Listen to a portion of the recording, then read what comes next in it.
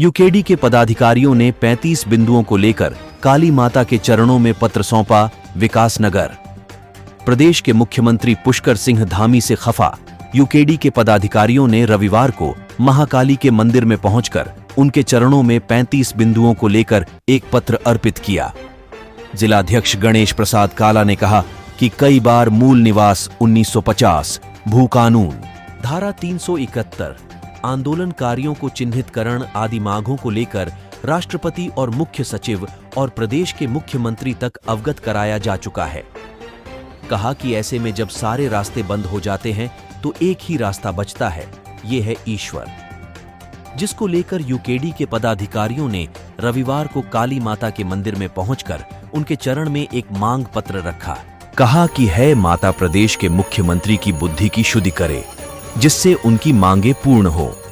इस मौके पर केंद्रीय संरक्षक सुरेंद्र कुकरेती, सलाहकार शैलेश गुलेरी, मनोज कंडवाल, प्रकाश भट्टट, जिला उपाध्यक्ष भूपेंद्र सिंह नेगी, जितेंद्र पंवार, अनुस बैजलवाल आदि मौजूद रहे।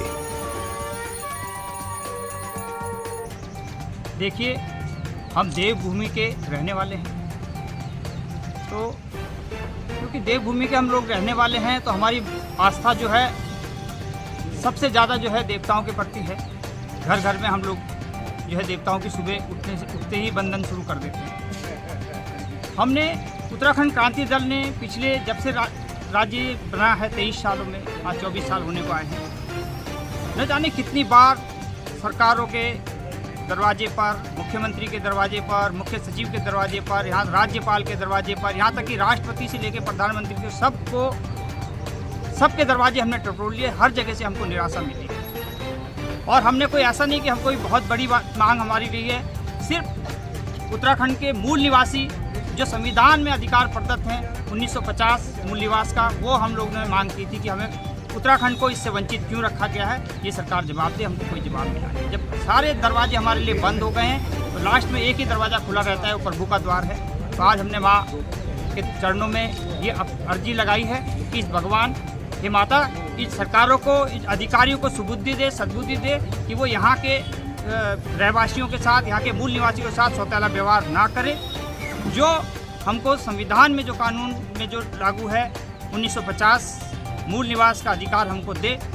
भू कानून, सख्त भू कानून यहाँ पर लागू हो, केवल वो जुमलों में ना हो, केवल जो है उसके लिए समितियाँ ना बना करके उसको छोड़ दिया जाए। धारा 371 हिमाचल में जो लागू है, हम उसकी डिमांड यहाँ पर करते हैं। इसके लिए हमने एप्लीकेशन लगाई कि इन सरकारों को सद्बुद्धि दे और इनको वो ये जो है इस पे काम करें, ये देवभूमि दाना भूमि बनने से बच सके। यहाँ के जो है मूल निवासी के जो संस्कृति, वाणी, भाषा बची रहे, इसी के लिए जो है आज हमने कि जिस उत्तराखंड क्रांति दल ने राज्य बनाया तब भी वो सड़कों पे था और आज भी वो सड़कों पे है। और किसके लिए? अपने लिए नहीं। हम इसलिए नहीं कि हमने मुख्यमंत्री बनना है या मंत्री बनना है, हम इसलिए कि हमारे जो नौनियाल हैं, हमारे जो बच्चे हैं, जिनके लिए हमने उत्तराखंड राज्य लिया है, चाहे वो किसी जाति का हो, किसी धर्म का हो, किसी का हो, और अगर उत्तराखंड का वासी है तो पहला अधिकार उसका बनता है नौकरी। लेकिन दुर्भाग्य है, हमारे बच्चे जो है आज भी दर दर की ठोकरें खा रहे हैं। और सबसे बड़ा दुर्भाग्य क्या है कि हमारी जो बच्चों की नौकरियां हैं उसकी बोली लग रही है। सबसे बड़ा दुर्भाग्य वो इस राज्य में 40 लाख, 50 लाख, 2 करोड़, 4 करोड़ में नौकरियां बिक, और हम पहाड़ के लोग हैं, उत्तराखंड के लोग, बहुत सीधे सरल स्वभाव के लोग हैं। और आधिपत्य जो है बाहर का लोगों का हो गया है राज्य बनने के बाद।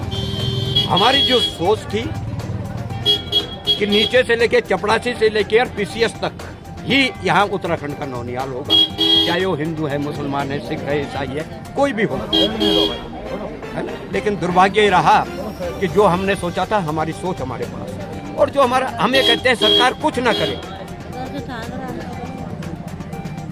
1950 भू कानून, मूल निवास लागू करते। और मूल निवास का हमारा अभिप्राय ये है कि देखिए, हम कोई भारत से अलग कोई मांग नहीं कर रहे हैं।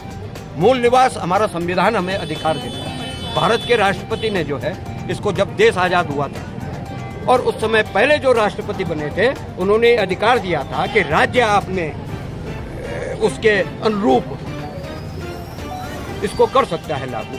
और आपके संज्ञान में लाना चाहूँगा कि अभी जो है झारखंड ने 1934 जो है, जबकि 1950 उन्होंने 1934 किया, तो कोई विद्रोह नहीं हुआ वहाँ। यहाँ क्या दिक्कत है? मूल निवास 1950 कर दिया। यहाँ क्या दिक्कत है भू कानून लगाने की? यहाँ क्या दिक्कत है धारा 371 लगाने की? हिमाचल ने लगाए ना धारा 371। यहाँ क्या दिक्कत है? सिर्फ वोटों की राजनीति, कि बाहर का जो आदमी आया हुआ है वो कहीं नाराज न हो जाए हमसे। यानी हमारे अधिकारों का हनन करके आप वोटरों को अगर खुश करने की अगर आपकी मनसा है तो दुर्भाग्य है इस राज्य में। ये मेरा है। जैसे कि आपने विगत कई वर्षों से आप इस कानून को लेकर आप कर रहे हैं, इसके बावजूद सरकारें जो है इस पर जो है ना किसी तरह से भी अभी संज्ञान नहीं ले रही है। आप इसको क्या मानते हैं? ये दबाव है, ये दबाव है उन लोगों का जो भूमाफिया यहाँ बसा हुआ है, जिनसे ये रुपया लेते हैं, भूमाफियों से जिनसे ये रुपया लेते हैं उनके दबाव में है। सरकार को खरीद रखा है उन्होंने, कैसे वो लगा देंगे? मूल निवास 1950 की अगर हम बात कर रहे हैं तो मूल निवास जिन लोगों को इन्होंने यहाँ वोटर बना दिया, बाहर के लोगों को, तो उन्हें पता है कि ये 40 लाख लोग जो बाहर से आया है और 25,000 वोटर है वो, ये तो गया ना, वो सब भाजपा का वोटर है। क्या समझे? तो हमारे अधिकारों का हनन करके बाहर के लोगों को अगर आप खुश करना चाहते हैं तो हम उत्तराखंड क्रांति के लिए होने नहीं देगा। और जिस दिन मातृशक्ति जो है सड़कों पे उतर जाएगी, देखिए राज्य बनाने के लिए 1979 में हम सड़कों पे उतरे थे और 2000 में जाके राज्य बना। 20 साल लगे हमें, हमने बिगुल फूंक दिया है, शंखनाद कर दिया है। हमारे जो माताएं हैं जो है सड़कों पे आ गए हैं, युवा सड़कों पे आ गया है, उनको पता चल गया कि हमारे अधिकारों के लिए लड़ रहे हैं।